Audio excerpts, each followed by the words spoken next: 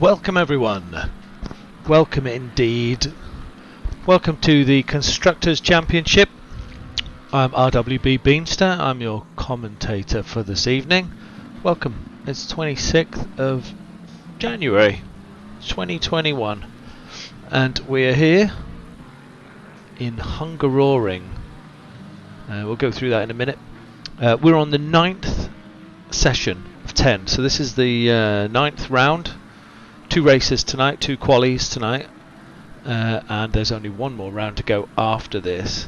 But of course we have a full Constructors Championship and a Drivers Championship that we've been running for the whole season.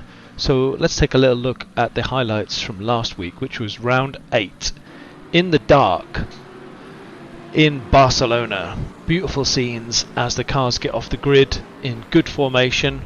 Heading into T1, I think it was about 41 cars on the grid. Nice and clean, great to see the footage there at night. This is our first and only night race through the whole of the 10 race season. You can see in the middle of the screen here, Radek Schuller gets caught out, hits the wall on the side there, and out of position completely.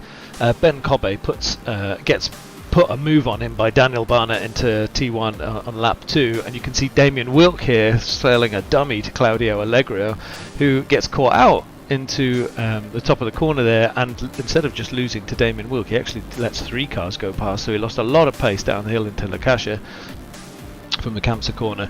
On board, this was the talking point for race 1. On board here with Christopher Taveren in position 2, chasing Jeff in position 1. Seems to come off the accelerator, then gives him the tiniest of nudge, spins him 180 degrees, and then waits, Christopher Taveren, but this was unseating both our leaders there, 1 and 2 position. On board with Jacob Tarantino, watching Phil Varley outbrake himself into Lakasha, snatching that up the inside there, lovely move by Jacob. Looking back on from Phil Varley's car onto Tom Weaver and Christopher Verstappen, you can see them going into T1 here side by side. All looks pretty clean, looks like it's all covered off, but when you watch a little closer you'll see Christopher Verstappen going bing, zooming off to the side there. On board now with Christopher Verstappen to see that manoeuvre again into T2. Seems to be exiting okay, except for the huge shoulder barge there from the Bentley. You're not going to come out best out of that situation. Tom Weaver making his way through a lap later, showing us what his move was on Jan Kurjan here, going on the outside there out of T1 and into T2 into T3. So Tom really getting that Bentley to stick. It was a tough fought race, but it was Bart Matcher that took the lead, with Stepan Kutnik in second, Mark Elgaard in third, Alistair Clinch in fourth, and Emo Play in fifth. So good performances there for Audi and Ferrari, and a couple of McLarens in the top 10, which was awesome news for those guys.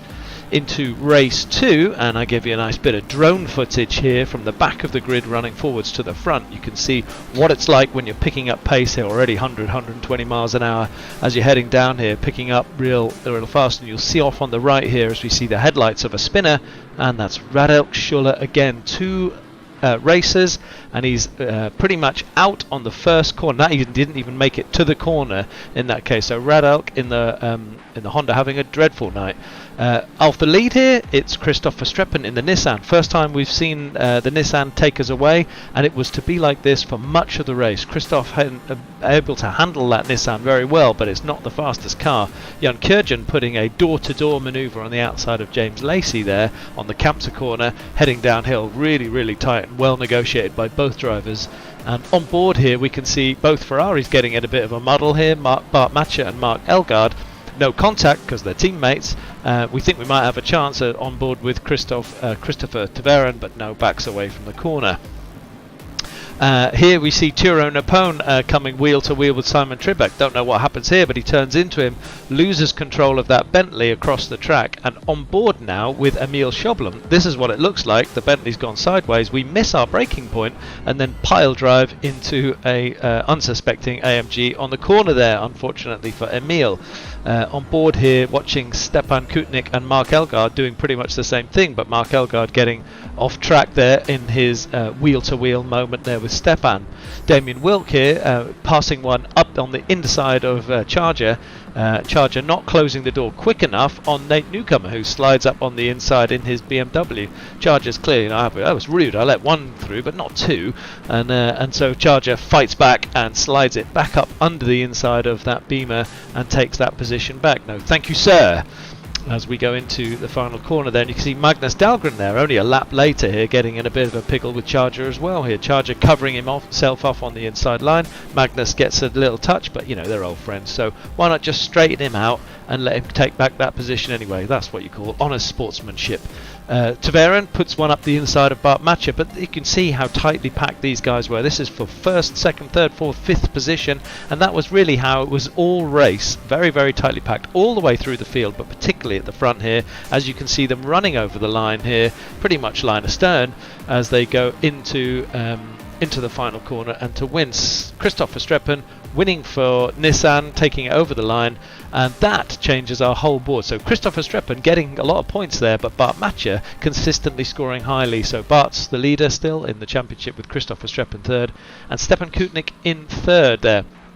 Quite a lot of movers here, so we've got Mark Elgaard, he's accruing points like you wouldn't believe it, as is Emo Plate, and Valerie Solheim, who is here tonight, wasn't there last week, also racking up points. But the big news of the night, Bentley unseated from first position, taken over by Audi with Ferrari in second place, holding court at the top there. But it all looks like it's in Audi's hand, with 2 championship races yet to go. And we are here in the daytime, this time at Hungaroring, with only a minute and 30 left of quali. I may, if I'm really, really lucky, be able to get on board here. Yes, go for it. Cockport cam with Emil. So this is what it looks like at Hungaroring, down the start-finish straight into T1 here, which is a very, very fast, very, very slow and technical corner, trying to get as much of the apex as you can and hit the accelerator as soon as you can, drifting out to the left, but making your way back over to the right-hand side here, under the bridge, braking on the curb on the right-hand side into T2. It's very difficult off camber. Wants to take you to the right there, so you have to be so patient on the throttle. Go left full throttle here, take as much curb as you can on the right, and go max all the way up past T3 and up here to Blind Man corner, which is T4. Brake on the curve, take as much of the left hand side as you can, try not to get both wheels off, and then brake hard into T5. Very much a balancing act on T5, on the throttle there as quickly as you can. You can take quite a lot of left hand side there, and then brake very heavily into T6 and 7, which is quite a nasty chicane, very, very slow, and that inside curb can really bounce you, as we just saw with Emil. Brake into T8, and then it's very technical here into T9, trying to clip as much apex, and patience on the throttle, and then go as fast full out as you can, clip the left, brake as late as possible, and take as much pace through this one, T11, as you can, going downhill to Superman Complex, braking late on the left-hand corner, on the left-hand curb here, into a very tight right-hander. You can take quite a lot of curb on the inside there, and then you're accelerating out to T13, which is the Parabolica, the main Parabolica hairpin, which is your penultimate corner, and then you're into pit lane on the right, by the way, and then you're into another Parabolica in T14, clipping the right as much as you can, getting on the gas as soon as you can. You can take a little bit of left, see a bit squirmy there on the exit, and over the line for a lap of Hungaroring. That lap happens very quickly because tonight's pole sitter is Valerie Solheim, who's made a 1:43.56, but we're on board here with Christopher Taveren, who's 0.2 seconds up. He might be able to snatch this if he gains more as he goes over the line. He might get pole. He does. He snatches it by 0.03 of a second from Valerie Solheim here, with Bart Matcher in third, Phil Valley in fourth, Kurjan in fifth, Kutnik in sixth. I'm just checking through to see if there's any late runners here. We've got no, I think that's pretty much it. End of quali. I do love that. Enter the commentary, go flat out for the first 8 minutes like they are, and then take a little breather now, as everyone takes a minute or 2 minutes to get themselves composed for the race. So for those of you who are new to the stream, or for those of you who just like to sit back and relax and watch how amazing your performance was live on stream, the format is pretty simple. We're going to have 10 race season. This is race 9, but it's actually 2 races per session, so it's actually 20 races in total.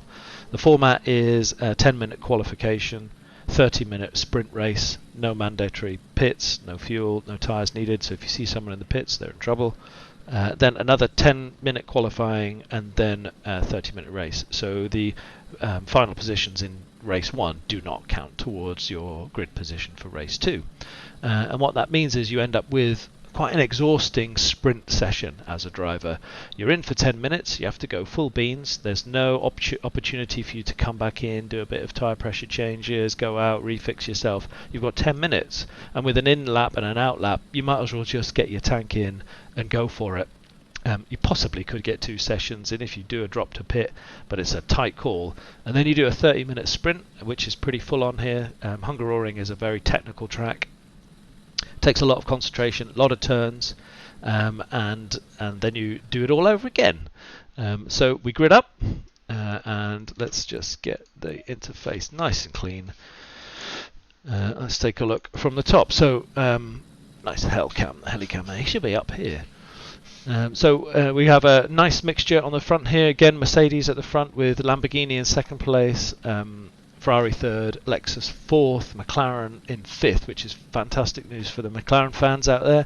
Audi, our championship leaders, in sixth, and brain fart, Aston Martin in seventh, Audi in eighth, Honda in ninth, Bentley in 10th. So what was our previous championship leaders dropped down. Let's just take a little look at the performance through the season. So the reason that it's shock horror is because Bentley, from the Kyle Army race onwards, race number 4, pretty much dominated. Actually, no, let's look at that graph properly. Bentley have been at the top of the table for the whole of this championship, right the way from race 1.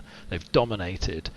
We had a few changes, because what I forgot to mention about the format was after 5 weeks of racing, or 5 rounds of racing, the drivers were allowed to change cars. They could change their loyalties, switch teams, and move to another constructor. 1 move allowed in the whole of the season, and there has been some changes. So a strong Bentley team has been slightly weakened in the second half of the season, because Christoph Verstappen jumped ship from Bentley and jumped over to Nissan, and he was our winner from last week. So you can see the big news here is Audi and Ferrari have started their domination, with Aston Martin swapping positions with Lexus and Lamborghini very close behind. Mercedes constantly moving up through the table, and McLaren fighting at the bottom there with Porsche. BMW seem to have settled in third from bottom. We've got a bit of a tierage going on here, but remember, it's 2 more races, loads and loads of points left to fight for, and it's looking like it's going to be a pretty tight finish for the bottom of this series. Let's just take a look at the standings. So you can see kind of a tiering of the system there. I think really it's only Audi, Ferrari and Bentley in it, with that many points separate. I don't think Aston Martin could really mount a challenge for the championship, but they could lose their position probably to Lamborghini or Lexus, and they certainly could get on to Bentley, I think, with only 80 points separating Aston Martin from Bentley. So we start off our first race of the evening. I'll take us on board with position number 8, which in this case is Jeff. No, I'll move back to Bart so that we can see the front as they grid up. Short grid here, no complicated long gridding, and Stepan Kutnik gets himself back onto grid position. I'm sure the FIA would be very happy with that. As we start off, green for go, green, and we have a start here with Valerie Solheim and Christoph Taveren in our front 2 cars on grid positions 1 and 2. Everyone holding position, seeing 3 or 4 cars back into T1 there. And you can see, if I sketch back a little bit, everyone seems to be getting out tidily. Looks so far so good. Going back up the grid, great shots there to see how far we are back. Let's move to the front. Christoph Taveren, and you can see Kerjan's gone wide there. Probably lost a couple of places. Phil Varley's up into 4th position, and got great pace there out of the corner, right on the back of Bart Matcher here, with a gap that's developed to Stepan Kutnik behind them in 5th position. So these 4 got a bit of a comfort gap, if you like, but the big news here is Valerie Solheim, who was only 0.03 of a second slower than Christoph Taveren, has made his move. But Christopher has been a little bit careful in the first couple of corners. He's never going to risk his race in those first two turns, but he knows he has the pace to keep on the back of Valery here through the rest of this race. This is looking like it could be an exciting one.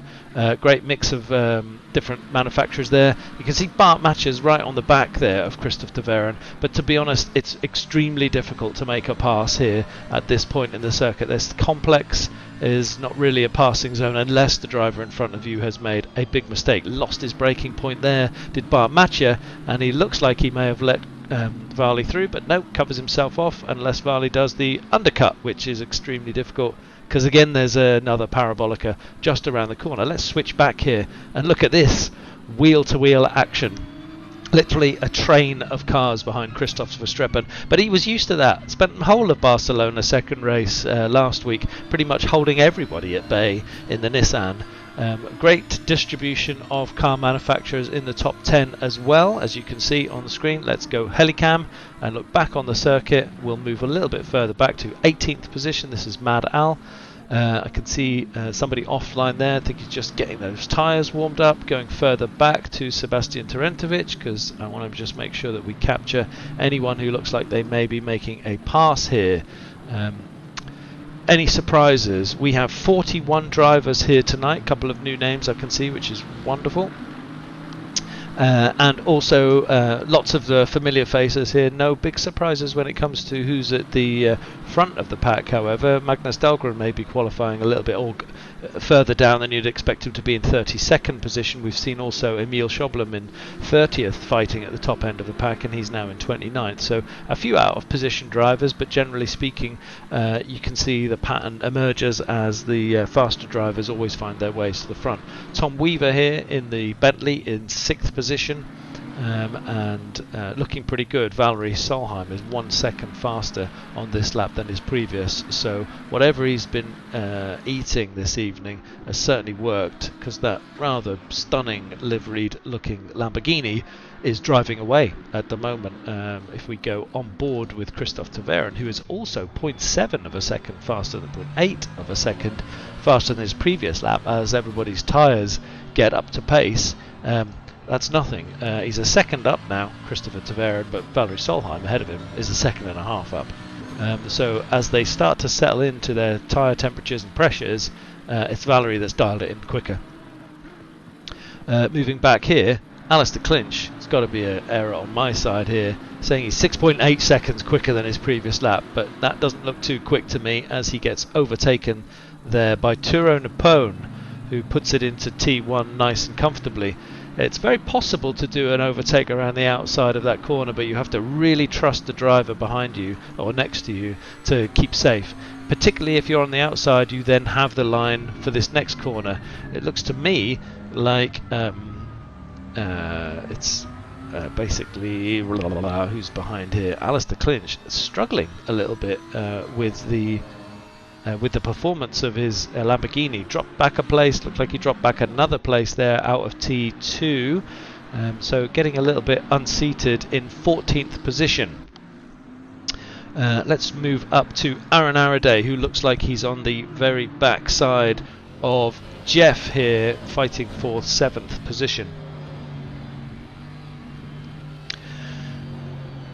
Each car obviously handling very, very differently on this circuit. It's a very, very twisty, turny circuit. You expect shorter wheelbase cars that are a little bit more technically balanced. Even the mid-engine cars might perform a little better with their increased pace exiting corners. But these guys have got some great setups and good practice laps in, so they can pretty much put these cars in within a second of each other over the top 20 drivers, which makes for great competitive racing. So Aaron, who had a very strong start to the season, has made consistent finishes, one of the highest point scorers for Aston Martin, who are doing extremely well in the championship. Looking like he's on form tonight and very much in the battle, with Bart Matcher ahead here, pressing on the backside of Christopher de Veren in 3rd place. Let's go further down the field, see who's moving and shaking, as it were. Let's go to Eugenie. Looks like he's in a bit of a battle here, I should say. Looks like Eugenie and everybody else around him is in a bit of a battle. So that's Anthony Vreiling, that's out of position. I think I don't see Anthony Vreiling on. Oh no, Olwen. Sorry, my apologies. Olwen Vreiling in 20th position, and Eugenie there in 21st, with Damien Wilk in 22nd. Yeah, that's not what I'm seeing on the screen though. A real mix of cars here. It actually should go on board here and check that out from Radelk Schuller's position. So Radelk in the Honda here, getting right in the mix, as you can see. 2 cars behind him, just keeps it on the track there as we go into whoa, oh dear, this I've I caught that one on the stream. So I had that in a previous race with Radelk and caught it on the stream, but I never caught it from the driver's perspective. He basically went subsonic underneath the planet Earth, and he's obviously had some network issues, so he's lagged out of the game by the look of it, which is a disaster. Radelk really needs to talk to his service providers about bandwidth performance. But very, very packed here, as you can see. We're taking a little look at Samuel Kruger in the Honda, who was Radelk's teammate before I think Radelk disappeared off the server. Great close racing in front and behind here in the pack, and you can see how tightly packed it is when you look at the deltas between Damien and Crawford and Samuel and Marcus and Simon and Ben. They're all extremely closely packed. You see them in your rear view mirror and see them in front. Great racing, but the circuit is extremely difficult to pass on, so you really only have about 2 or 3 opportunities, and this is one of them, a late break maneuver into the first corner. But like I said, you can slide that on the outside and potentially defend into this turn, which is incredibly offset downhill. So when you make that turn in and try and hit your apex, it seems that you're constantly clawing at the apex to try and get hold of it, and you have to roll off the throttle in order to turn the car in, so much so that you feel like you're crawling around the corner. And that gives somebody on the inside of you an opportunity to defend. Just saw Magnus Dahlgren getting a wiggle on there as he came up through Blindman. All of these cars definitely on pace, picking up nearly a second quicker. Ben Cobbe here, nearly a second quicker than his previous lap on the back side of Simon Tribeck. Skipping back a little way through, let's just make sure that we're capturing all this. I'm going up to the top here. It looks to me like Valerie Solheim is gapping Christopher de Veren at the front, but Matthews in 3rd and Phil Varley in 4th. So they are in position, no changes there. So basically our championship leader, if I just pull that up on the right hand side, stream stopped.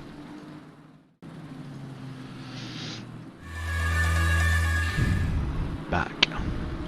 Apologies.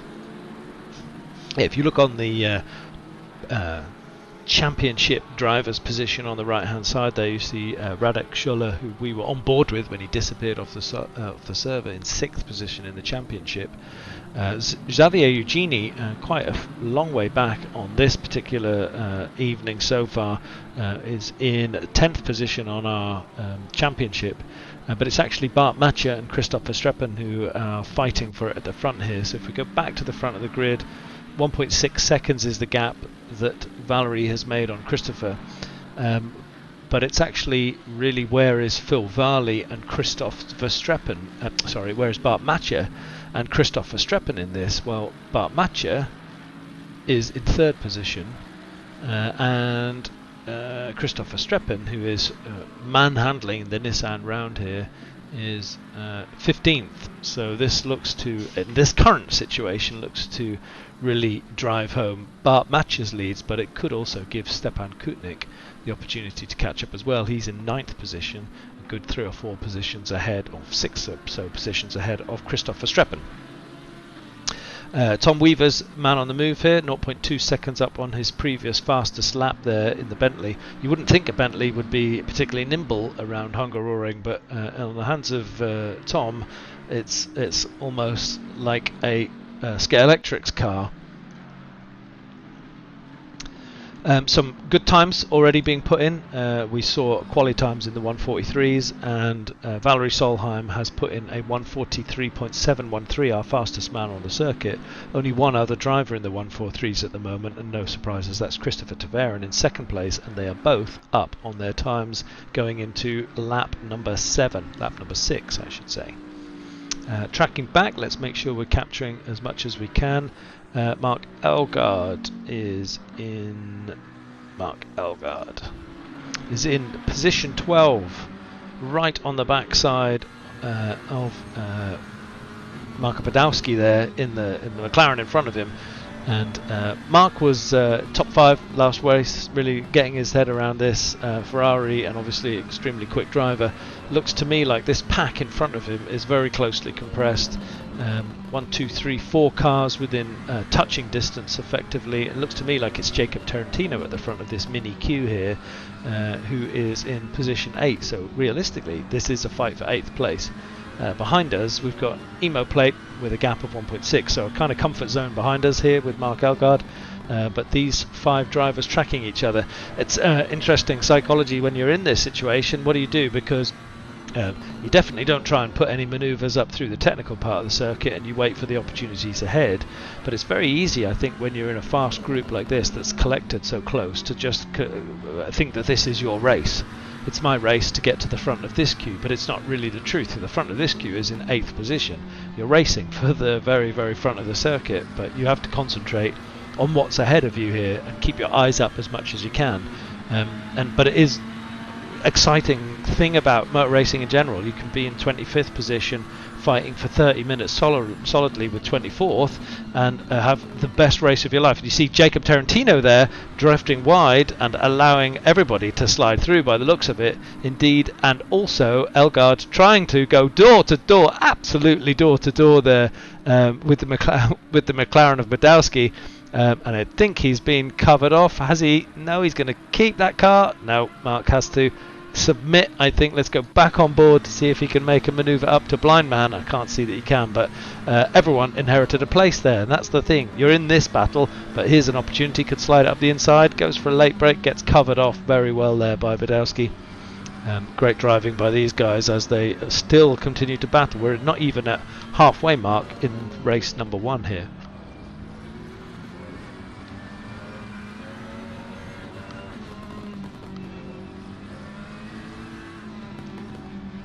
The McLaren's extremely slow starters for the season, starting pretty much very slowly, but picking up pace, picking up points as the season has gone on, pretty much at the bottom table battle with Porsche.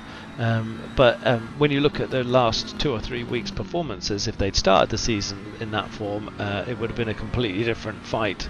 Probably would have been somewhere in the Aston Martin zone, 4th, 5th position, but as it stands, pretty much 11th and stuck there in the championship. But a very finely balanced car, the McLaren, if you know how to handle it. You can see it's different shape as he goes around the corner there, but the Ferrari also getting a little bit tail happy as he exits, everyone trying to get each other's drag, as you'd expect, as they go down the only real place to pass. The pickup does come late on here, and there's a great opportunity to capture seconds in front of you if you're better on the brakes into T1. Emo Plate there, let's just take a little look on board with Emo Plate. He's now caught up with this group. You remember he was 1.6 seconds back only a lap and a half ago, I'd say, maybe 2 laps ago.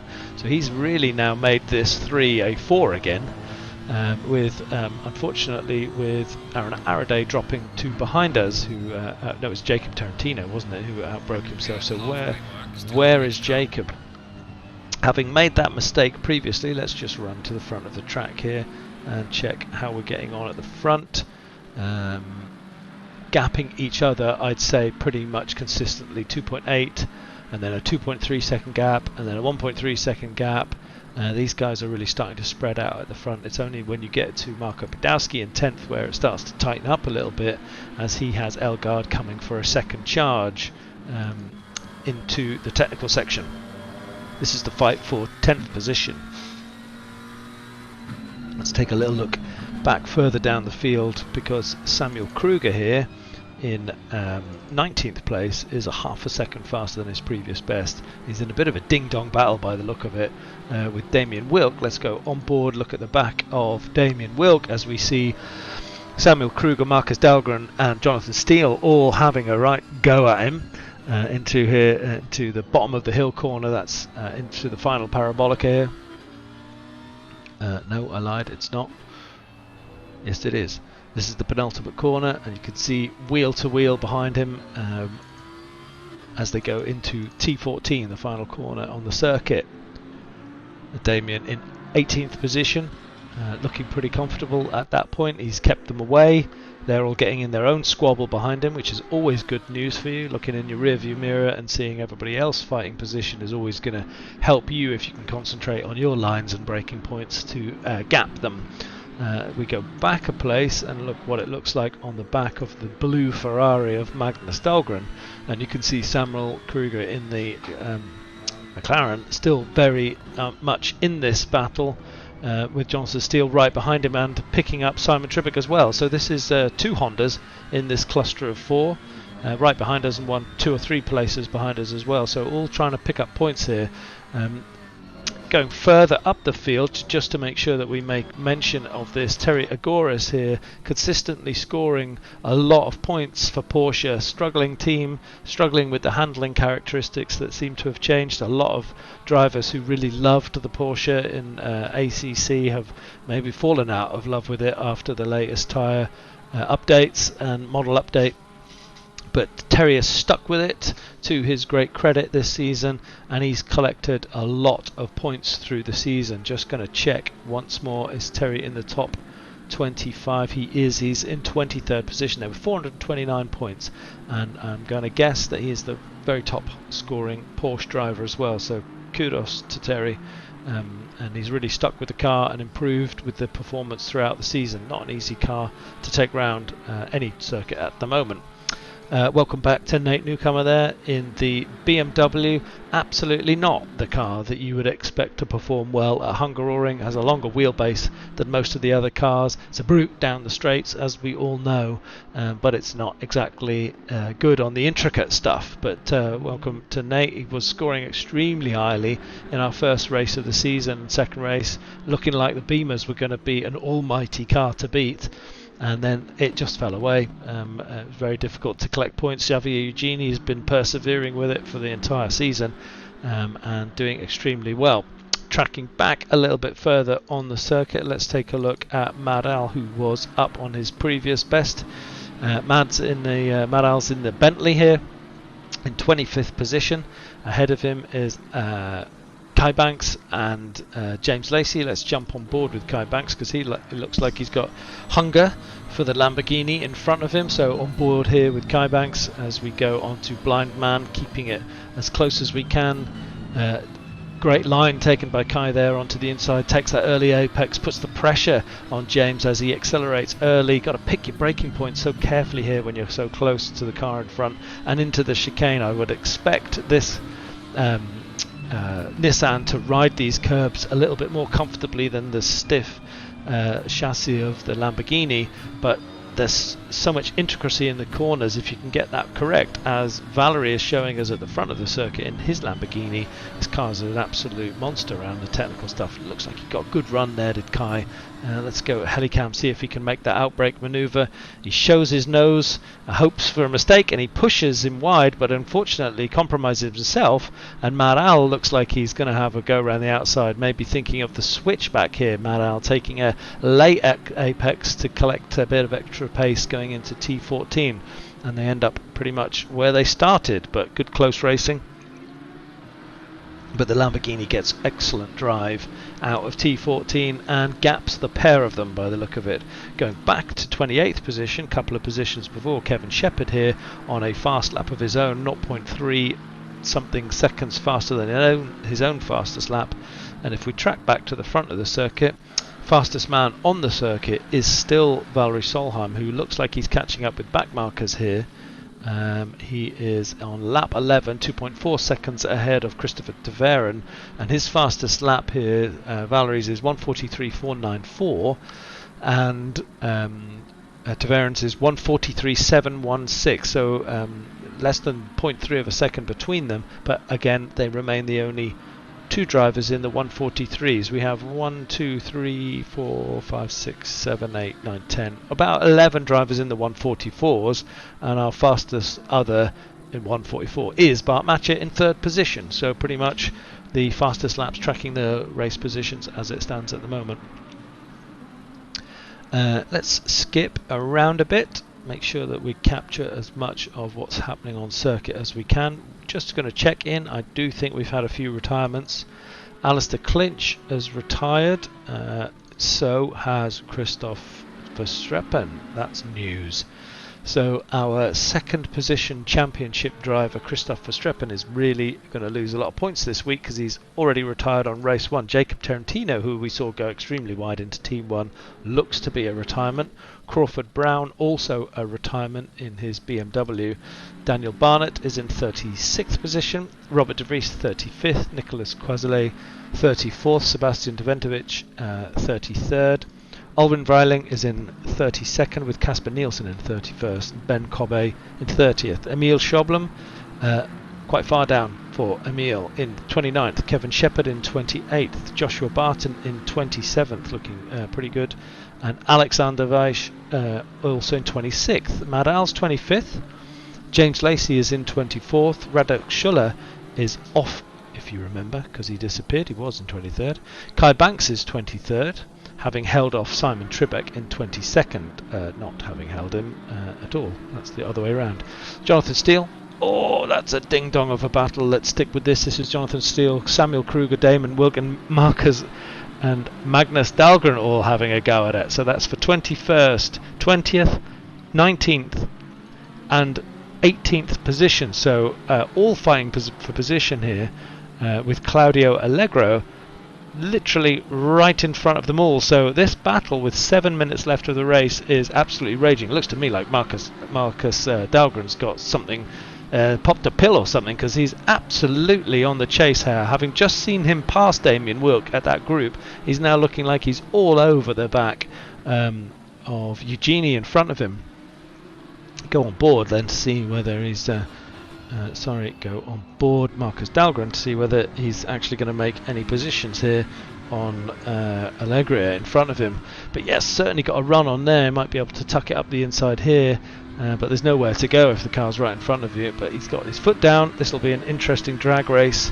He's right underneath the back of him on the exit, which is where you need to be if you've got any chance of making it into T1. You can take an outside line or take the inside line. It doesn't look to me like there's much defending going on here, so he sticks it up the inside, puts his nose on the curb and gets great drag. But will Damien Wilk take advantage of that as well, looking on the back of Marcus Dahlgren here to see whether he can do that? But no, it's as I said before, Claudio covers himself off. Damien breaks as deep as he can, gets it stuck out on the not so grippy stuff. He might have made that stick. Damien has made that stick. That's a great move. So he's passed out of T2 into T3 and they head up to Blind Man. Damien Wilk having gained a space as well, and you can see it's absolutely on board here. I was doing a back to front count back, but I have to stop here because this race is really happening right now. In front we have Eugenie, Nate Newcomer in 15th, Jeff in 14th, Terry Agoras is in 13th, Aaron Araday 12th, Marco Badowski in 11th, Emo Plate in 10th, and into our top 10 we have Mark Elgard in 9th, Turo Napone in 8th, Stepan Kutnik 7th, Tom Weaver 6th, Jan Kurjan in 5th, Phil Varley 4th, Bart Matchett 3rd, Christopher Taveron in 2nd and Valerie Solheim in 1st. So, and great mix. You can see he's really getting away here. Damien Wilkes just put his boot down as well, and it's Claudio Allegra that's getting caught up here because behind him you can see Samuel Kruger all over the back of him, and it looks to me like Jonathan Steele fancies his chance, puts one up the inside. I couldn't see whether there was contact, but Jonathan Steele slides that Porsche up the inside of Samuel Kruger. So these guys all swapping positions right now. Let's take a look at Jonathan Steele, see if he can make the run on the back of Claudio Allegra. So Claudia, having not defended particularly heavily from Damon Wilk in the previous lap, is going to keep it safe again, keeps off the braking line and allows Jonathan Steele through. Not much defending at all there, but keeps himself much better pace into T2. Tracking forwards, let's go back to the top of the table and see where we are. We are 4 minutes from the end of this race, and Valerie Solheim is 3 seconds ahead of Christopher Tverin in second, with Bart Matcher in third. Phil Varley, they're all gapping each other nice and steadily here. Jan Kurjan is in fifth, good points scored for Jan. Tom Weaver is in sixth, that's great to see a Bentley, that big old beast getting round. Hungaroring in the top 10, that's great work. Stepan Kutnik in 7, Turo Napone, another Bentley, so maybe I'm misunderstanding the dynamics of the Bentley. As we see Turo getting himself a bit unstuck there, but he should be able to cover himself off into T13. That's Mark Elgaard putting his Ferrari on the outside and possibly opening the door behind him to Emo Plate, but no. Looks to me like a flying Bentley and another lagging issue. I'm doing good, aren't I, at capturing these tonight? Where does that leave us? That leaves us with Stefan Kutnik in 7th, Mark Elgaard in 8th. Turo's off server now by the look of it. Emo Plate is in 9th, probably 8th when they pass, and Marko Badowski in 9th, probably 9th. If I count that right, I'm seeing a slightly different scoreboard than you. What's the distribution like? With 3 minutes left, we have a Lamborghini from a McLaren, from a Mercedes, from a Ferrari, Lexus, McLaren in 5th. Nice work. Bentley in 6th, Audi 7th, Ferrari 8th, Honda 10, McLaren again, Honda 9, McLaren 10. That's interesting from the CC standings, from the Constructors standings point of view. Audi scoring in 7th place only, Ferrari scoring in 3rd and 8th, and Bentley scoring in 6th, just 6th, I apologise, just 6th.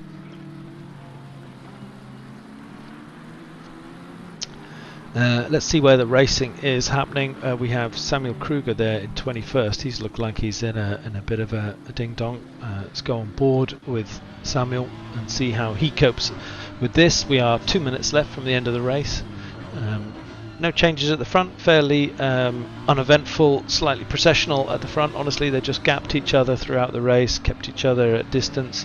The racing's been happening elsewhere on the circuit. We caught some of it, no doubt missed a lot of it as well. 4 or 5 retirements out of a total driver count of 38 at the moment. I think we started with 42, so we may have had a couple of rage quitters or early door exits because of technical issues, just to give everybody the benefit of the doubt. We don't rage quit in RWB, just for your information. Going into T13 here, on board with Samuel Kruger. He's fancied getting Allegria out of his way for some time here. Takes a wide line there in order to see if he can get a late apex kind of J-curve, that one, and he does. Gets on the boot early, should have a chance. Now, third chance here. Is there going to be a defence?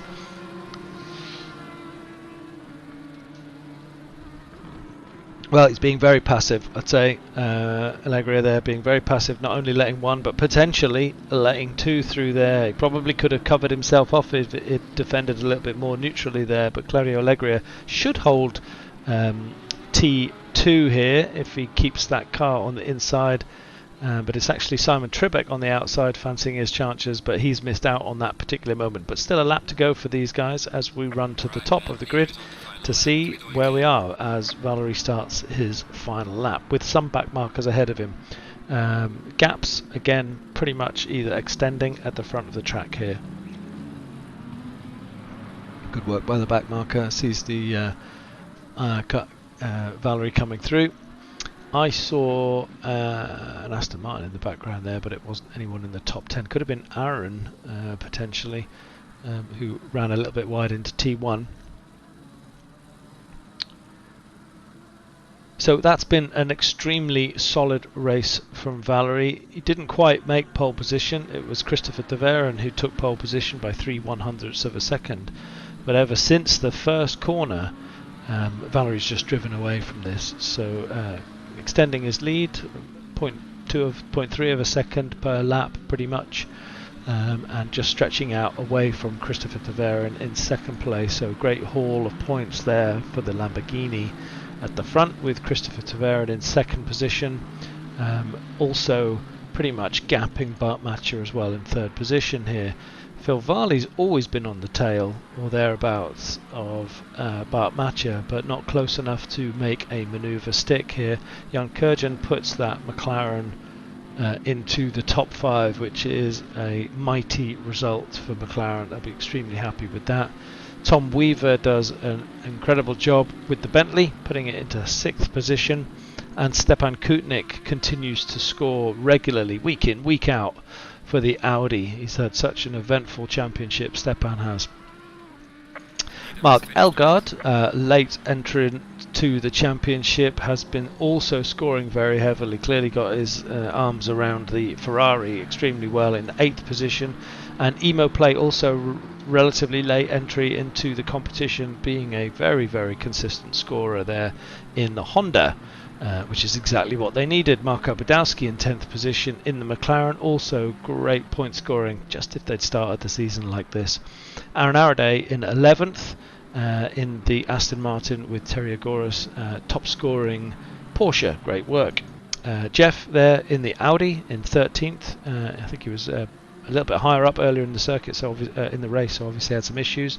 Nate Newcomer does an outstanding job of getting that absolute monster BMW into 14th position, with Xavier Eugenie, oh dear, in what looks like, I'm just checking that isn't end of race, and that was an incident, but it could well been a final corner incident that Xavier Eugenie's got caught up in and Magnus Dahlgren's got caught up in. Looks like Magnus is holding position, which indicates to me that Magnus thinks he's at fault and allows Eugenie back to re-enter the circuit. So a number of positions lost there in the final there, and you can see Sebastian Terventovic has picked up a 30-second penalty, which I assume is for, I don't know, speeding in the pit lane. I can't remember.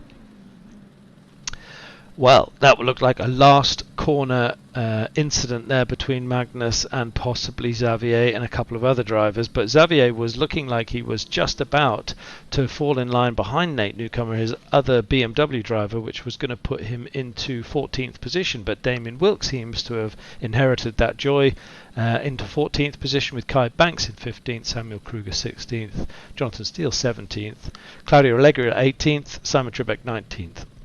Xavier Eugenie 20th. So yeah, eventful racing, but not actually at the front of the grid this time. A lot of racing happening in the mid pack and at the rear pack as well.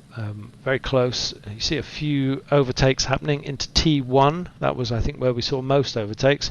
We nearly saw an overtake in T13, but I think that ended up in a bruising crash. But race 1 over. And now we move into a 10-minute quali before the second race.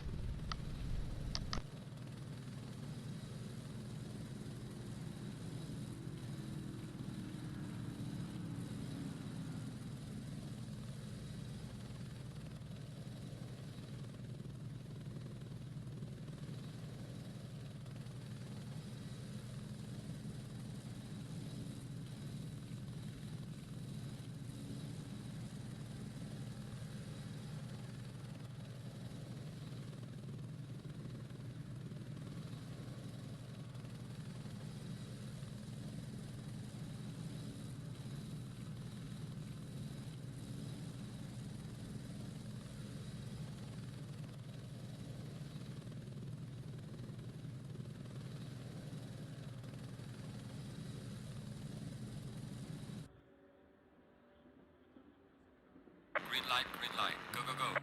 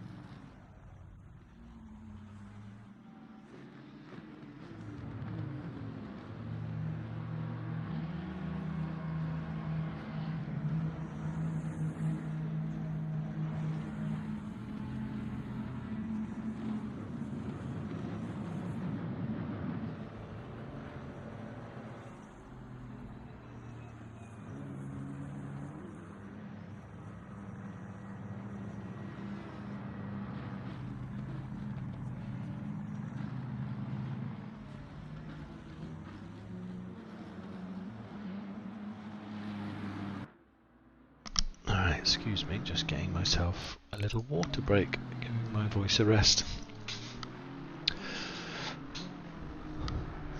So let's take a look at the second session. So probably not likely to have done much setup changes. Some drivers may have come with a quali setting. Is a particularly technical track. Track temperatures for the first race were around the 12 degrees, and that's looking like it's heating up with a track time of 6 p.m. Around about 19 degrees track temperature, so we should see higher temperatures and quicker build-up of pressures in the tyres. So you'd think a number of the drivers would probably reduce their pressures into race session.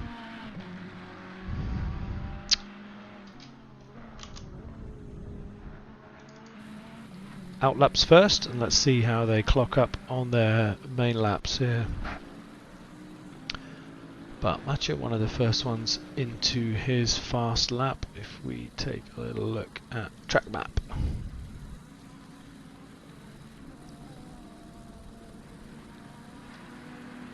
Everyone trying to find a bit of track space. You don't want to be racing, particularly in qualifier. Sometimes it's quite hard not to. Top left hand side of your screen you get the delta that shows you whether you're up or down on your time, and it can be an absolute obsession for these sim racers to see that colour green out of the corner of your eye, and you get so focused on maintaining the green in order to get a faster lap than your previous best that sometimes you don't really care as much about each other on the track. I know I've done it myself, real life and in game.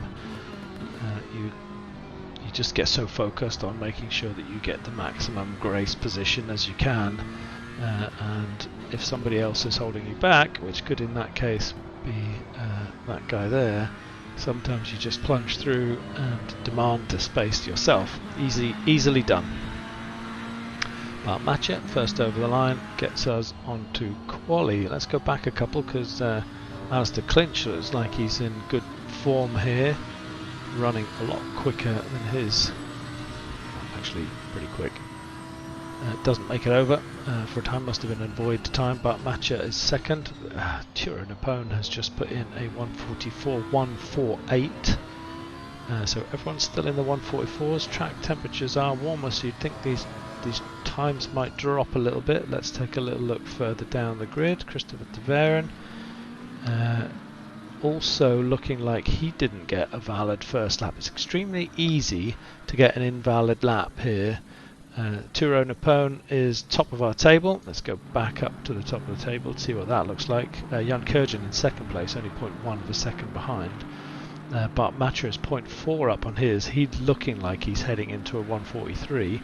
Everyone here currently still in the 144s. Marko Podowski also looking towards a very low 144. He's currently in 5th. Christophe Taveren also up. He's looking like a 144.5 if he can make that stick. I'll stay with Bart Mathieu because he's 0.4 seconds up on his previous, and this is the coming up to T13, so he's penultimate corner here. 0.6 seconds up. Everyone's up. Green's all over the board, but Bart is particularly up. I mean, this could well be a 43.5 if he makes this exit stick. He may even get a little bit of a toe there. Could be Schoblum in front of him, Emil. Bart Mathieu 143.572. Tom Weaver gets second position at the moment in the Bentley. Stepan Kutnik in the Audi in third position. It's all shake-up here at the moment. So who's out of position? Christopher Taveren is in 10th, a second up on his own time. Bang, second place. Nice. Aaron Araday, 0.8 of a second up. That would put him low 44s, which could mean 6th or 7th position for him. Where is Christopher Taveren in 36th position, really struggling to get a valid lap. Mark Elgaard in 31st position currently, 1.5 seconds up on his previous, so he's going to be in a really fast position if he can. But where is Valerie? Valerie Solheim here, 0.8. He hasn't got a valid lap in yet, Valerie. Currently running 0.9 seconds up on his previous. So let's track on board with Valerie, our previous second place positioned driver. Let's go cockpit and see how he navigates these final two corners. 1.2 second up, so dropped a little bit of pace there. 1.1 second up. Where would that put him? Because it's difficult, he hasn't registered a fast time yet. His previous fast time here is a 2:19, clearly just an outlap or something. So let's see where Valerie ends up as we cross the line. In 5th place, he was second, but matches in 1st. Christopher Streppen has done an outstanding job in 2nd place at the moment, with Tom Weaver in 3rd, Kutnik in 4th, and Solheim in 5th. Who's moving? Who's moving upwards? Let's go to the front end of the track here. Tom Weaver was going quicker than his own time there, but I don't think enough.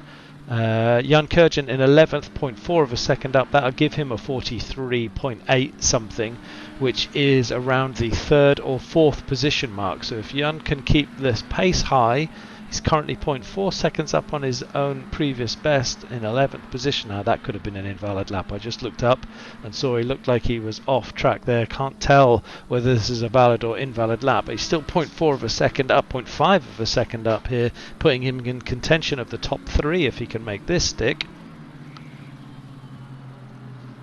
Still 0.5, 0.4, it's oscillating between the two as we go on board now to see how he finishes this lap. Jan Kurjan in 12th at the moment. If that was a valid lap, he should be in, there you go, 5th. Very good. Emil is 0.3 seconds up on his from 17th position. This would give him 0.3, 0.4. Yeah, he'd only get a couple of positions for this because the gapping is quite wide at this part of the circuit. Who are we missing? Rolling down the board here.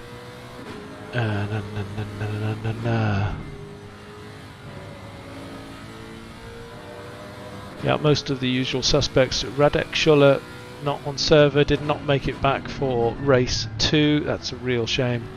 Madal is 0.7 seconds up on his, which would put him into the 144.4s if he can keep this pace up. He's dropped a bit off there. He's down at half a second up on his own lap. Half a second would give him actually would give him 4 or 5 positions here, maybe even more. So if he can keep this in, he'll be mid-teens, which he'd be very happy with, I'm sure. 0.4 seconds still on the board, 0.3 seconds. He's dropping off a little bit there. Let's see where this lap gets him from 23rd to 17th. Nice work, Madal. Magnus Dahlgren also up on his time. 55 seconds left of quali. Nobody else is particularly green at the front. Valerie Solheim has been dropped back to 8th position from 2nd row of the grid previous, but he is up on his previous time. He's a 143.929 here, 0.2 seconds up, which would give him another 2 or 3 positions on the track. But you can see the times are totally different here. Christoph Taveren has put in a 142.927 at the top of our leaderboard at the moment. Track temperatures are 18 degrees. This is obviously getting close to optimal. And he is 0.6 seconds ahead of Mark Elgaard in the Ferrari in 2nd position. So if you look at the scoreboard there, Bart Matcher and Mark Elgaard, who in the 2nd race at Barcelona seemed to be locked at the hip for most of the race, are again in the same position. Tom Weaver right at the front end, clearly preferring the faster track here at Hungaroring. So let's see if Solheim can make any positions. Valerie now 0.3 seconds up on his previous. That would give him a 4th, if I get that right. 4th indeed.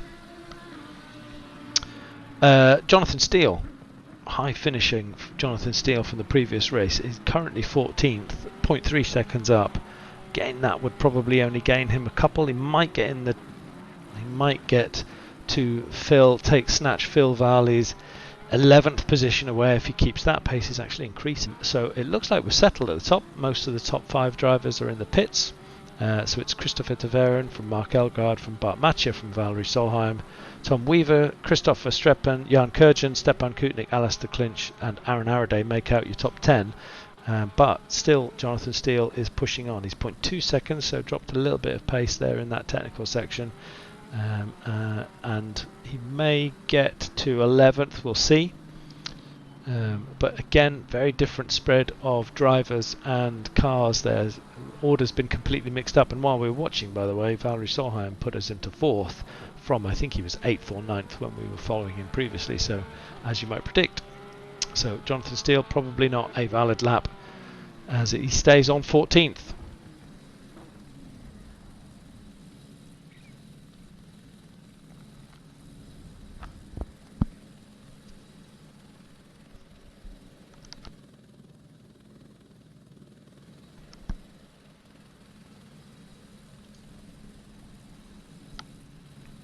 Putting up the table there just for the sake of being able to see it.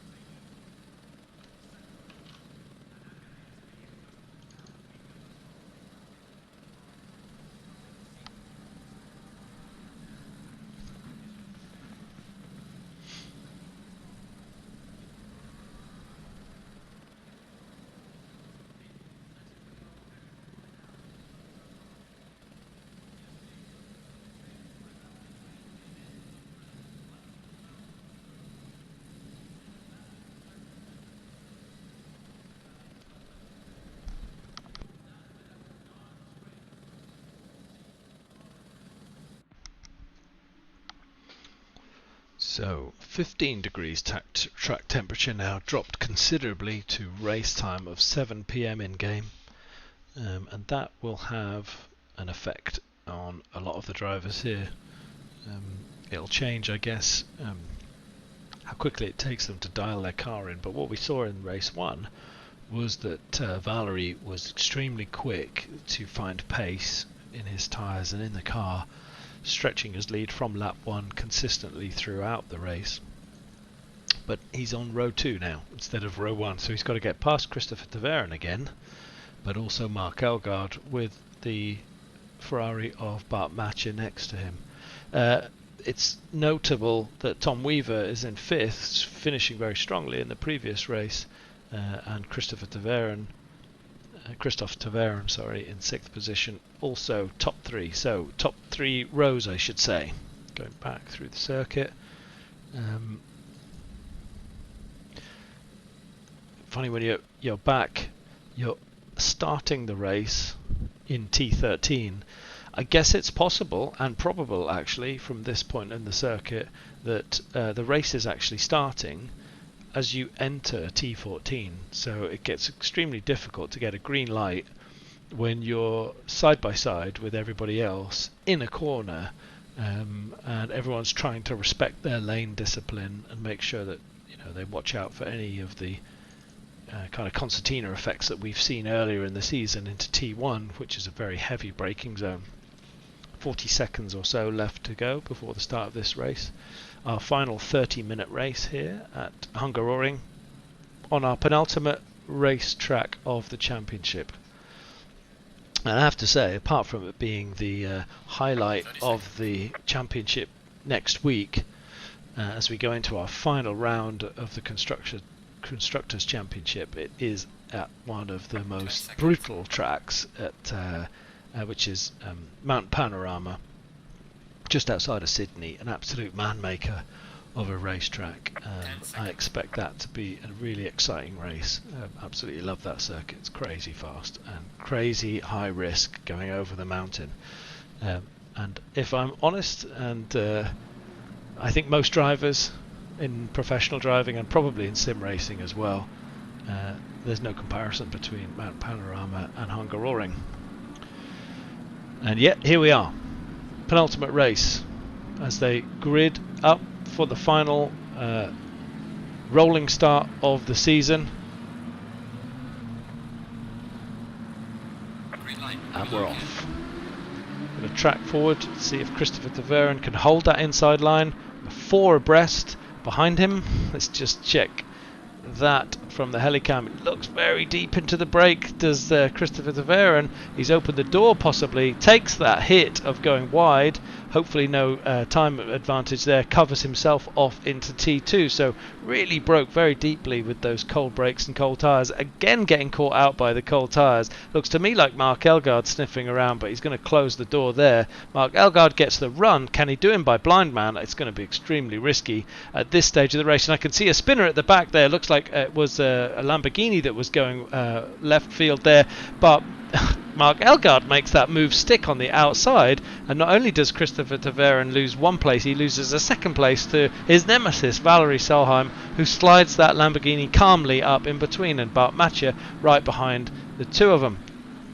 And you'll look back here as we go back. I'll just track a few cars back to see if we're all alive and okay.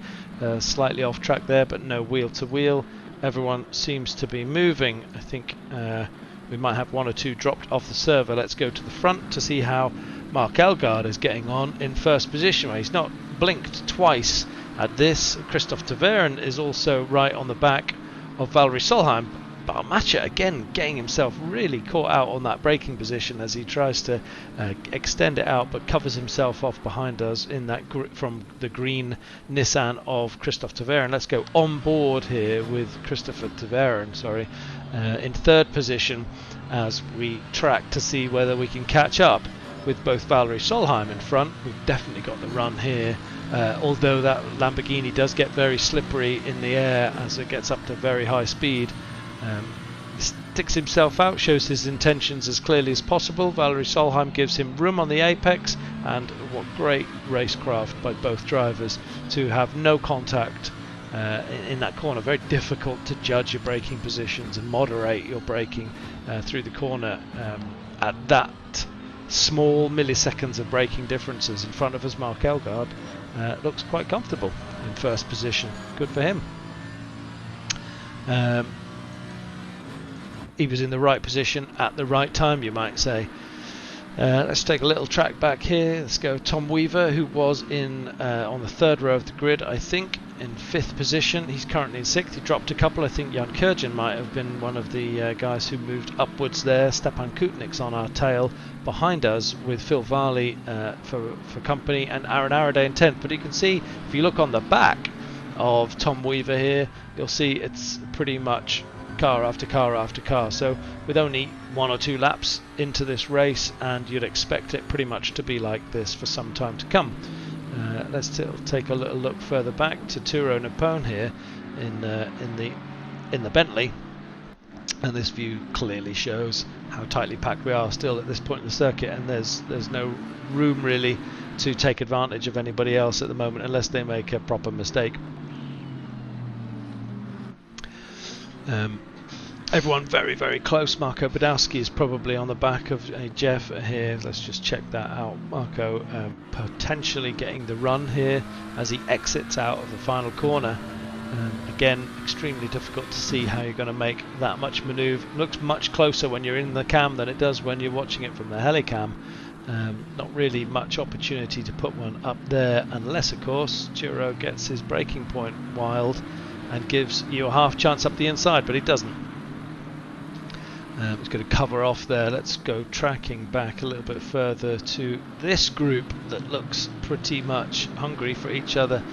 What have we got here? We've got in front of us De Vries in 20th position. That was a proper dive up the inside there. Kai losing his braking point. He'll wait now because he took out, I think, Trebek. No, not Trebek. I think it might have been Samuel, but he moves. Kai's waiting, I think. He's trying to find the right position.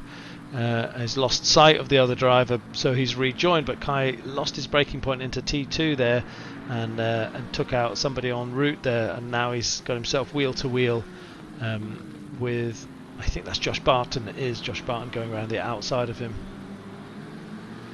Let's run further up the field here. Terry Aguilar, he's got himself in free air. Up in front of him is Emo Plate, who is on the back of quite a run of drivers here.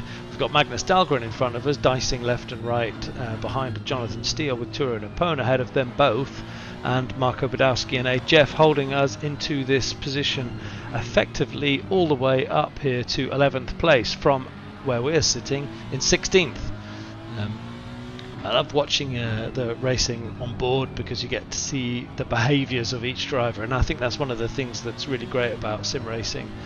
It's just like the real life, you know, you get to learn how each other drives, you get to see where each other is stronger or weaker. It could be the car, could be the driver.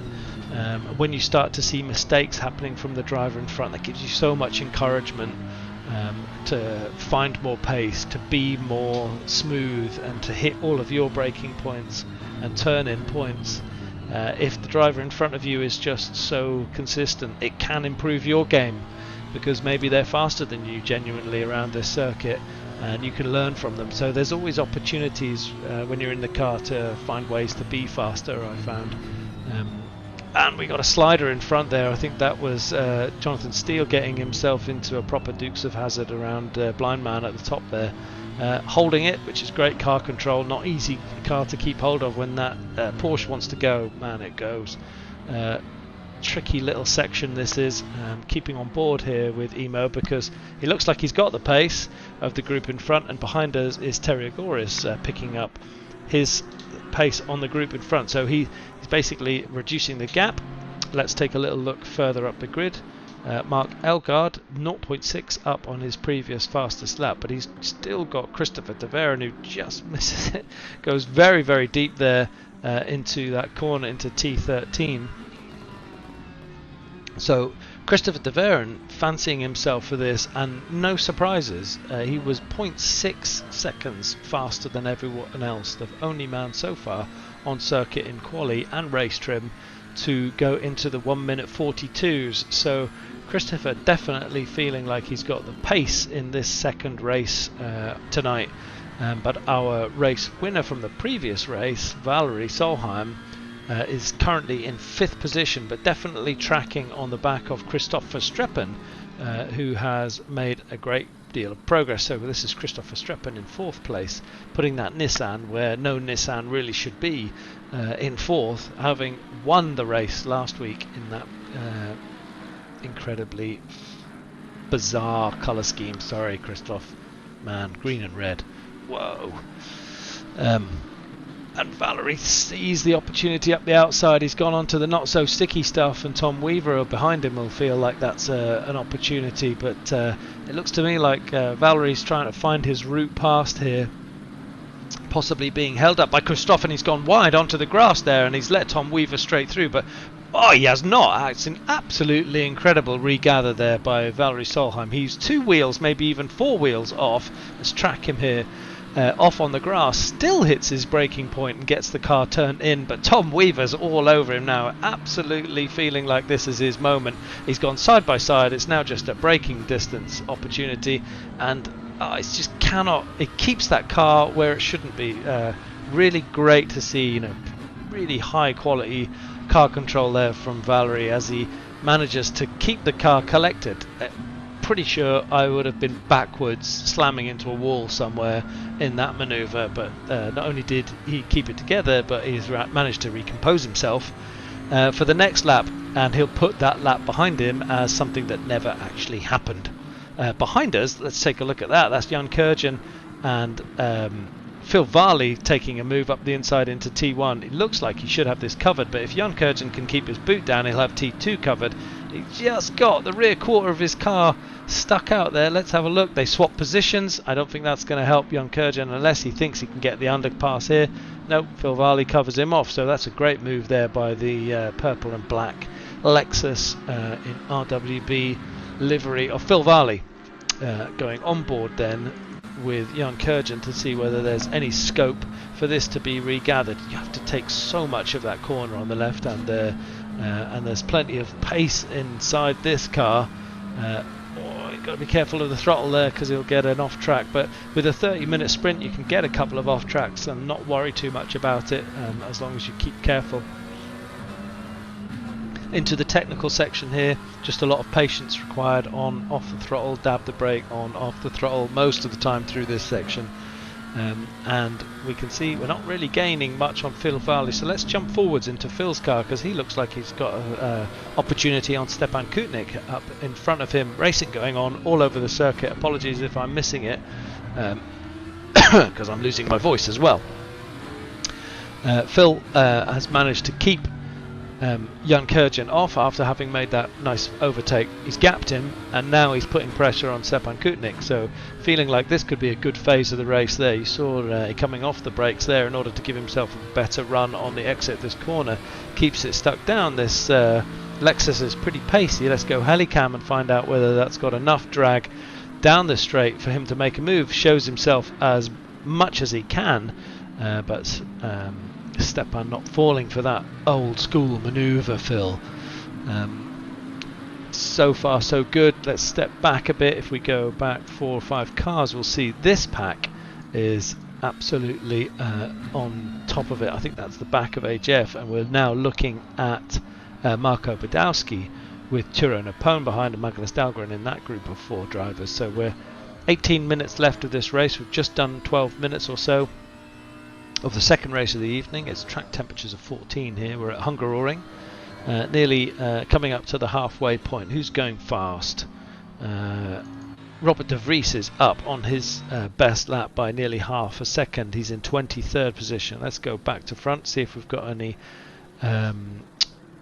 retirements, which we do. Alistair Clinch off the server, our 37th driver. Alexander Weiss off the server. Daniel Barnett in 36th. Matt Al in 35th. Joshua Barton in 34th. Actually, Matt Al was going much better than that earlier. He must have had an incident. 34th for Josh Barton. 32nd for Claudia Allegra. Nate Newcomer is in 33rd. Sorry, a bit of a switching of positions there as we watch these guys battling it out between themselves. Let's go on board here with in the BMW to see just how nimble it can get through the chicane here. In front of us is Claudio Allegria and Nicolas Quazzale in the Porsche, in the bright green Ferrari, brain fart,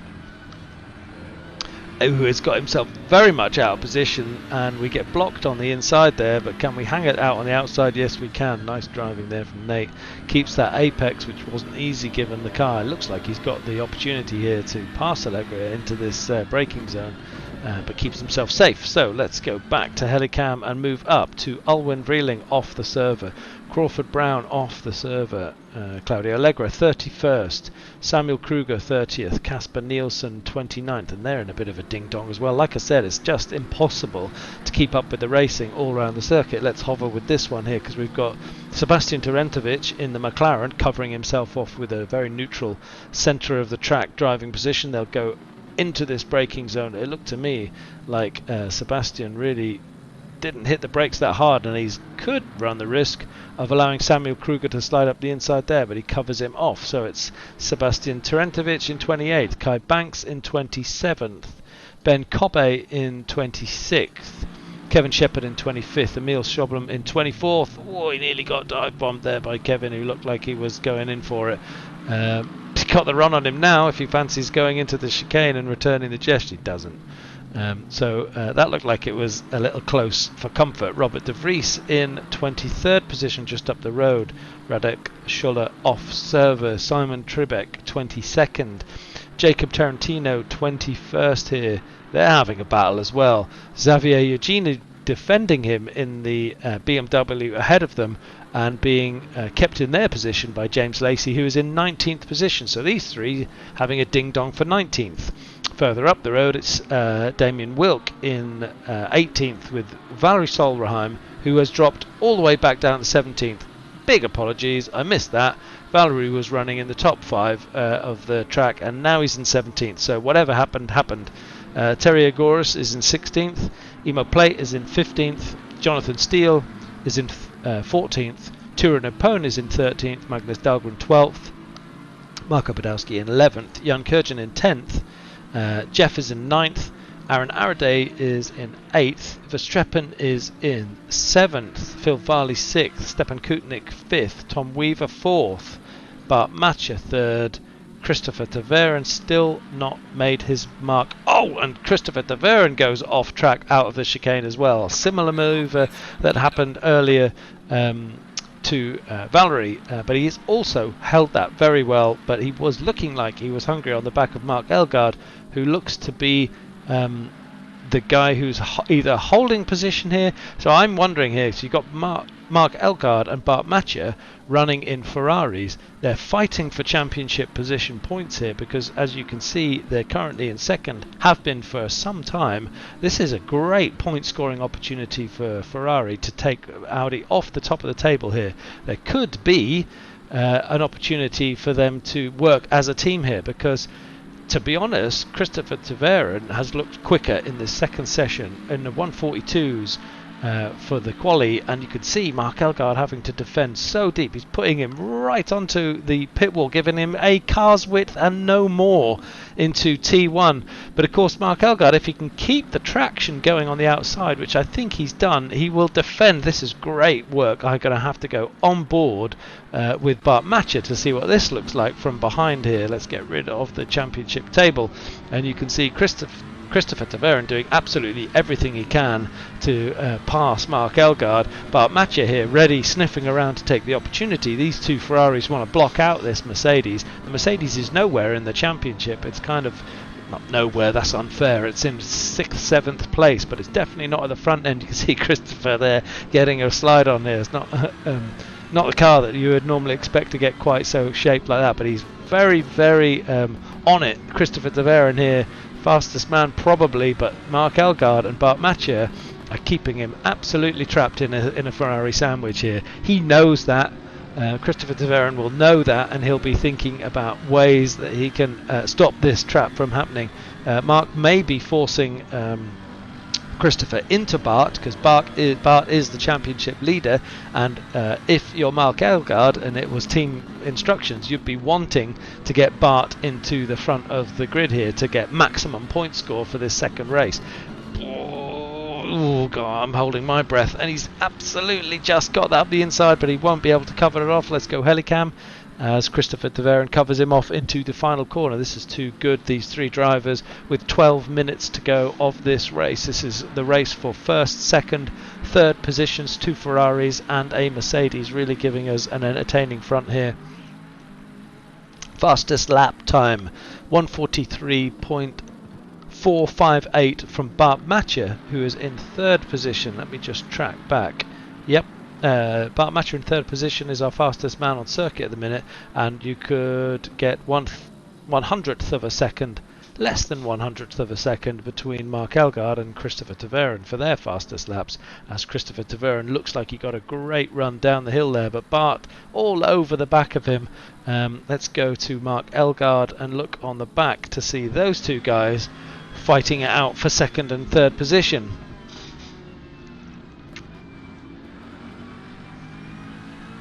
Really great racing at the front, and many apologies for anybody else who's having great racing on the rest of the circuit. But Matcher offering his nose up there, which put Christopher Taveren thought they were going to have contact, so he came off the brakes and then cut the corner. That'll be an off track for him, and he's straight on back onto the back of Mark Elgaard here. Let's keep this one in trackside camera for a while. Just trying to force a mistake. Christopher Taveren being as much of a pain in the ass as he can be to Mark in front, but Mark doing a fantastic job of making that Ferrari 2 or 3 times wider than it actually should be. He's got to find the opportunity to make this pass stick. There's still 11 minutes left of this race. If he's not careful, because he's running very ragged there, Christopher is, he'll pick up too many off track, so he has to balance this attack. But he really has got the run shot. I mean, surely this is his moment. Go helicam, he can't be more than a foot off the back of him. He's gone pit wall again. That didn't work last time, so he's going to run on the outside of this, see if he can make it stick. Closes as much as he can. There was contact there, and look at that, both Ferraris slide through. Taveren probably going to think that he could get this back, so he dives a little bit. He pushes hard on the inside.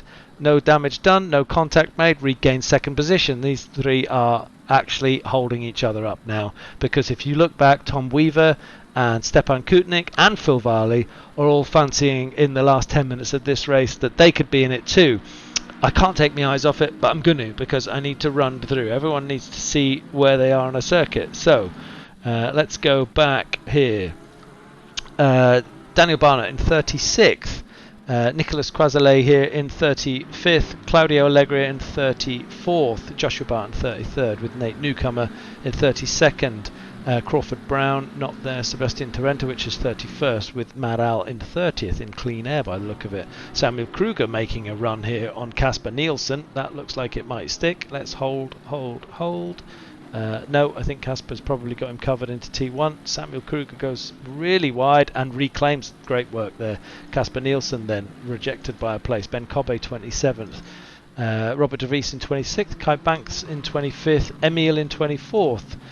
Kevin Shepherd in 23rd, Simon Tribeck in 22nd, Jacob Tarantino in 21st, Xavier Eugenia in 20th. Into your top 20 is James Lacey in 19th, Damien Wilk also in a Lamborghini in 18th, Terry Agoras in 17th, Valerie in 16th, Mo Plate in 15th. They're having a great race between themselves as well, with Jonathan Steele right on the back of Turo Napone here, and Magnus Dahlgren only half a second ahead of them, with Marco Badowski in 11th, and Jan Kurjan making up that train of racing as well. If only I had two commentary streams running at the same time, we could cover this race as well. So HF here is in 9th, with Aaron Araday in 8th and Christoph Verstreffen just ahead of him, keeping him at bay, with Phil Varley in 6th. And there you go.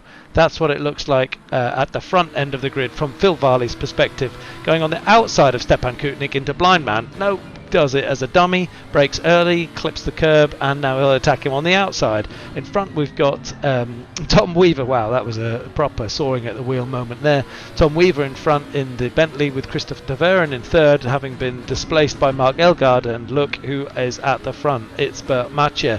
Great team tactics. This could be absolutely class work at the front of the grid there. Mark Elgaard doing an absolutely outstanding job of putting his teammate ahead of him at the front. As you can see, our championship leader is at the front of this grid, and not in small degree thanks to Mark Elgaard, who has to build up space, allow Bart Mathieu, unless of course Mark's in it for himself. I don't really know, but if it was choreographed, it was done immaculately so, and Christopher de Veren will be sitting in his sim rig thinking, what have I got to do?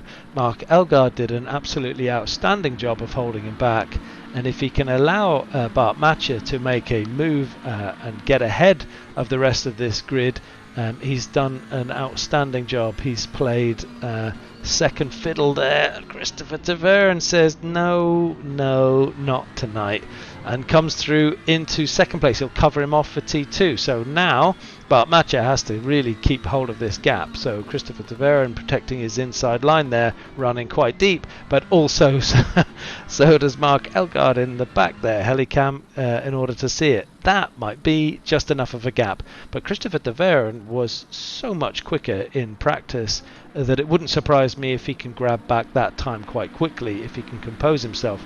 Mark Elgaard in the meantime has a job now to keep himself as big as possible in the rearview mirror, because right behind him, Turo Napone is Tom Weaver, is looking like he fancies a chance as well, as both Stepan Kutnik and Phil Varley are all in it now. 6 minutes left to go of this race. I'm going to stick with this front battle because it's for the championship leader, and it's also been incredibly entertaining. And now they stretch out.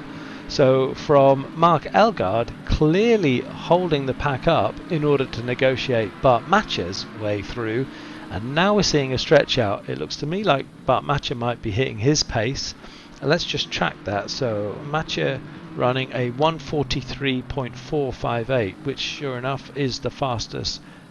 Yep, that's the fastest lap of the race so far, with Christopher de Veren in second running a 1:43.695, only a little bit slower than Mark Elgaard in third position.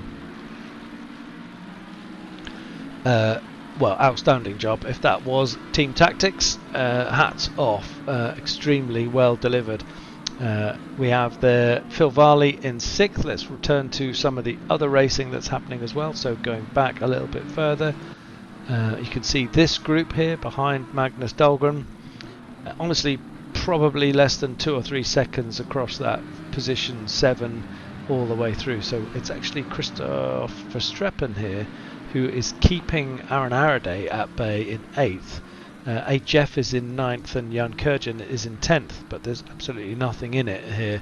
Jan Kurjan's picked up the pace on his previous fastest lap. He's in the greens, as is Tom Weaver in 4th position, by the way. He's up on his previous. But you can see when you look on the tree on the left hand side on the scoreboard, gaps are starting to widen at the front there, so it looks to me like Bart Matcher might be spreading the field out a bit and Christophe Taveren keeping tabs on Bart. There's still 4 minutes left of this race, which is probably 3 laps at least. Let's track back out of the top 10 to see how we're getting on a little bit further back here. Quite a lot of racing there. Terry Agoras, James Lacey. Yeah, a bit more spacing here at this part of the circuit. Tracking back to Samuel Kruger and also to Josh Barton back here in 32nd, who's slightly off the pace this evening. So it's Bart Matcher that leads us off, and you can see the race is never stopping for Christophe Taveren. Christopher Taveren. He's just not giving this race up. Let's go on board with Mark Elgaard to see what it looks like from the gold Ferrari. And these next 2 or 3 laps are going to be very, very interesting because Christopher Taveren has not given up the chase here, but Matcher just cannot extend that gap, and it looks to me like these are extremely closely paced drivers. But a swap round in the front has given Bart Matcher, our championship leader, the opportunity to extend his lead, and Ferrari the opportunity to take the championship from Audi going into our final race of the season next week in Mount Panorama.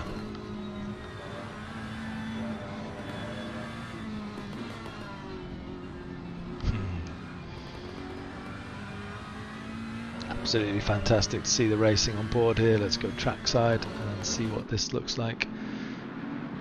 Wow, 1, 2, 3, 4, 5, 6 cars, pretty much within a couple of 3 seconds of each other. Mistakes could be made and anyone could inherit the lead here. Christopher Taveren looking like a tightly coiled spring there behind Bart Matcher. Obviously waiting for his moment.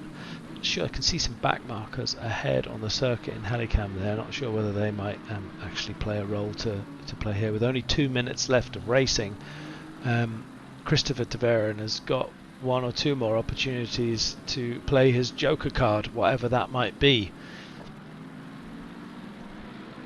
Been very, very pacey. All these guys have been very entertaining this evening, driving really, really well against each other. Have a drive through for Valerie Solheim. That's going to be too may off tracks as we see Christopher Streppen.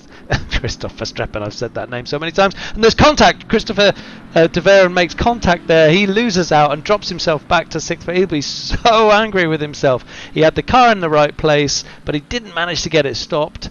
And Bart Matcher turned in to cover off. He gave him room. There was actually just a racing incident because it looked to me like Bart Matcher had given him room, but Christopher Taveren managed to make contact there. So that will give Ferrari maxi points if Mark Elgaard can hold off from Tom Weaver, which is where it seems to be right at the moment. Now, when you're in the back in this position, in 4th or 5th position, you see driver number 2 go spinning off, you get very excited. A lot of adrenaline now as we run into the final few corners before our final lap here, and it's all to play for. We have Ferrari from Ferrari, Bentley, Audi, Lexus, Mercedes, Nissan, Aston Martin, Audi and McLaren. It's all happening for Ferrari this week. Dahlgren is in 11th position. He's scoring highly as well. So that's 3 Ferraris doing a sterling job there. And Tom Weaver absolutely showing us what this Bentley can do around probably the most technical and twisty-turny circuit inside of Assetto Corsa Competizione. And just doing a fantastic job with Stepan Kutnik for company.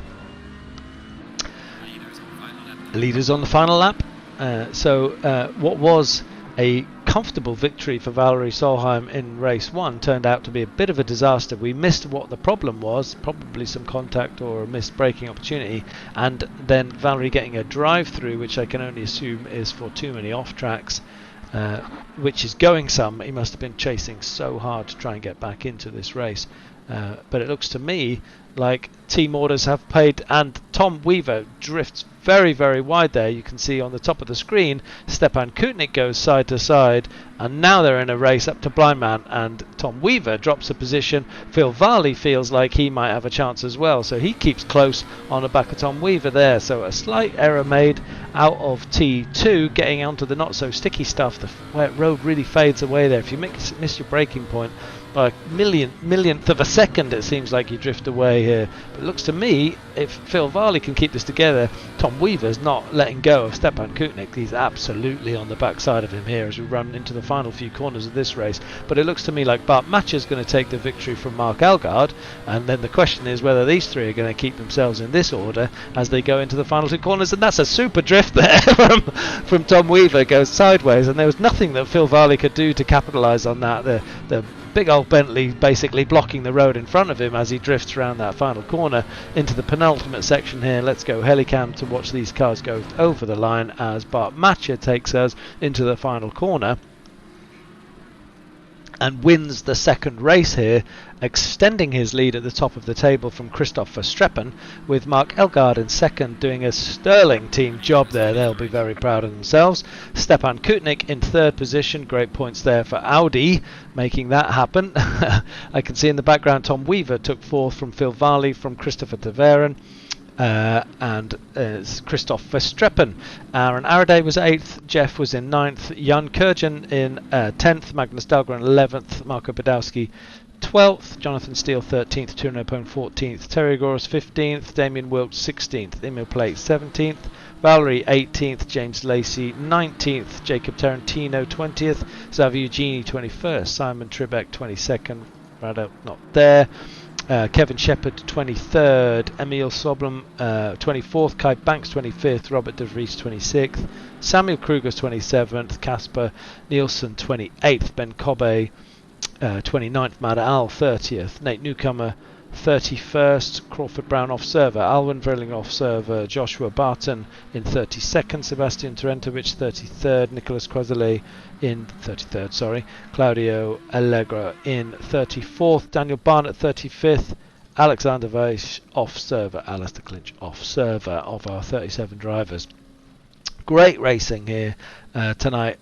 We saw again Christopher Taveren getting in wheel-to-wheel contact, and this time losing out as he tried to put his car up the inside of Bart Matcher into T1.